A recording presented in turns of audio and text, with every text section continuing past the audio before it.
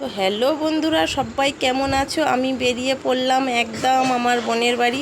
তো বৃষ্টি হচ্ছিল, আকাশের ওয়েদারটা এতটাই খারাপ ছিল, তো বেরোনো জাস্ট মাথা চুলটাও না আমার সেরকম মানে কি বলবো শ্যাম্পু দেওয়ার ইচ্ছা ছিল, তো যা দেওয়া হয়নি।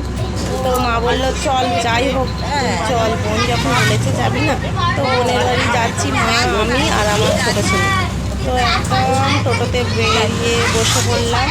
তো এইখান থেকে মোটামুটি সন্ধে হয়ে গেছে, সন্ধে নাগাদ হব হব হচ্ছে। তো ওইখান থেকে নাগাদ 3টে টোটো করে তারপর যেতে হয়। দেখো অন্ধকার হয়ে গেছে, তো যাচ্ছি। একান্তই মানে কি, তোমাদের দাদাভাই তো যাই,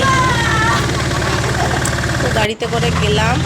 তো এখানে আবার অটোতে বসেছি, 3টে নাগাদ গাড়ি পাল্টাই করে করে করে যাচ্ছি।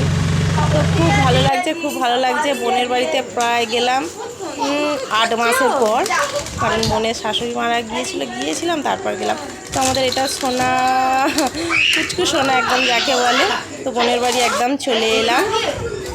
বোন বলছে এত দেরি করে এলি, বলে ড্রেস চেঞ্জ করে। তো বোন বিয়ারে বের করেছে, তো খাওয়া দাওয়া হচ্ছে। তো আমার একটা ছেলে আর বোনের 2টো ছেলে এত অত্যাচার করছে, একটু ভিডিও করবো কি সব সময় চেঁচামেচি।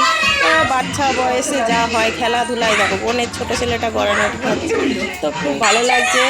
আর বোনেদের এই দালানটা নতুন প্লাস্টার হয়েছে, আর কিছু কিছু এখনো কাজ বাকি আছে। তো এইখানে ওই জন্য রান্নাবান্না হয়নি। তো একদম ঘরের ভিতরে কয়েকদিন রান্না করছে। তো বললো না ধরাধরি করে বাইরে বের করবো না, একদম ঘরের ভিতরে গ্যাস সিলিন্ডার রেখে এই যে ওভেন দেখা যাচ্ছে। তো ওইখানেই রান্নাবান্না হচ্ছে। আর আমি সামান্য ওই নারকেলটা পুড়ে দিলাম। তো বোন সমস্ত কিছু দুপুর থেকে জোগাড় করে রেখেছে। তো খুব ভালো লাগছে এই খাওয়া।